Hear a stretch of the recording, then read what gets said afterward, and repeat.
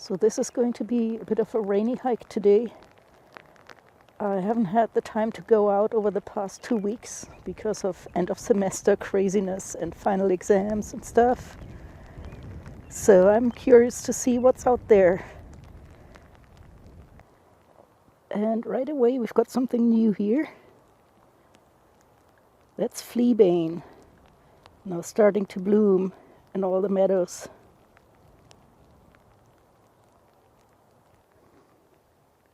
Even here in the pine tree section, the understory has really come to life now. Look at all that fresh green.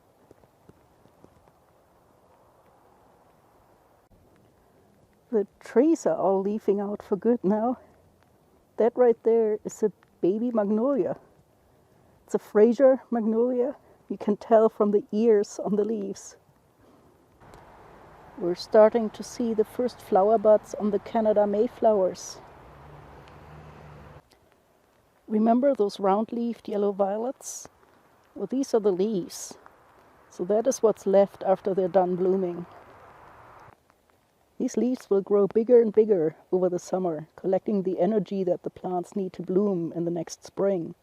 Remember, these bloom before the leaves come out. Now here's another bellwort.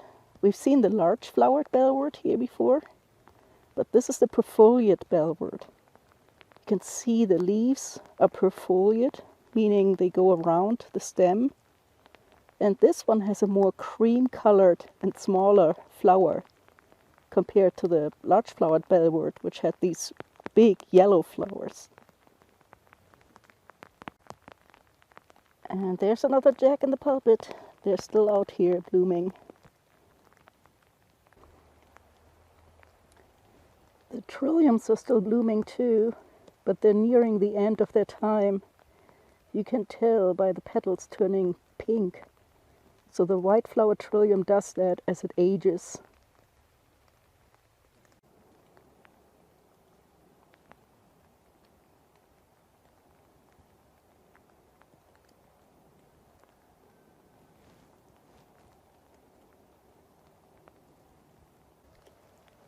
Now here's a plant that you only see in oak forests. And that's because this is a parasitic plant that lives on the roots of oak trees. It used to be called swaroot. I think the current name is bearcorn or American cancer root. And look at how adorably cute that little orchid is. That's showy orchis. Another new find here. That is dwarf crested iris. And they must have just started blooming over the last 2 weeks. Don't be a chicken and let a couple of raindrops dissuade you from going for a hike. It's actually beautiful out here in the rain today. Look at how green everything has gotten down there. Summer is almost here. One thing that's really worth a second look when you're hiking out in the rain is the mosses. Look at how lush these look now in the rain. They tend to open up quite a bit when it's wet. So you get a whole different look than what you see when it's dry.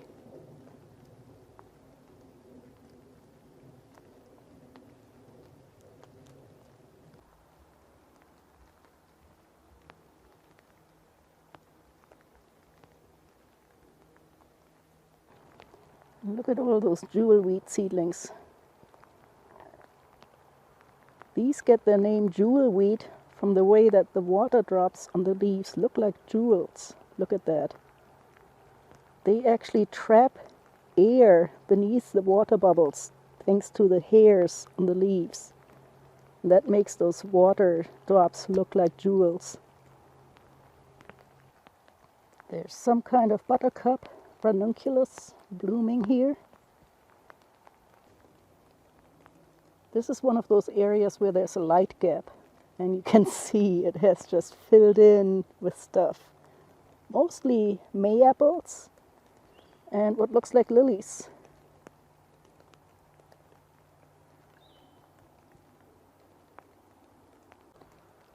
And here we've got some cohosh blooming. It's either blue cohosh or giant cohosh. Not sure. So I'll have to see if I can find some information on how to tell the difference between the two. And we've got the first mayaples in bloom. So these plants only bloom if they have two leaves, and the flower is right in that fork in between the two leaves. This one's accompanied by Jack in the Pulpit. These delicate white flowers are Sweet Cicely. That's Solomon's plume starting to make its flower bud. Some people call it false Solomon seal. This one has the flower on top of the plant. There's now lots of wild geranium blooming.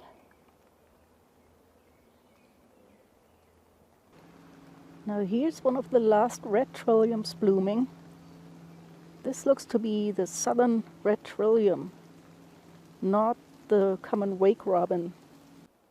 One way to tell with these is the length of the pedicel. That's the stem that leads up to the flower. Look how long this is.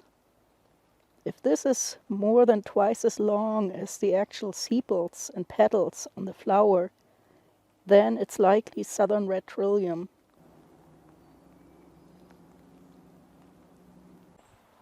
Now here we have one of my favorite ferns emerging.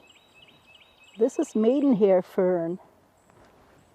And there's one that's a little bit more unfurled down here.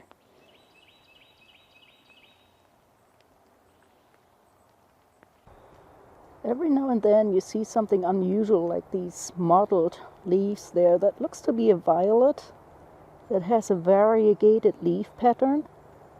Often when you see these variegations, that is due to a virus. I'm not sure if that's the case here as well. But see, it has these white and green sectors. The golden ragwort is still blooming here. And yeah, you can see on this plant how those leaves on the stem look completely different. They're dissected compared to the leaves on the base there. So here we are again at the northern end of the trail. Over there we still have the dogwood blooming, but they're nearing the end of their time too. And yeah, it's wet today. It's raining.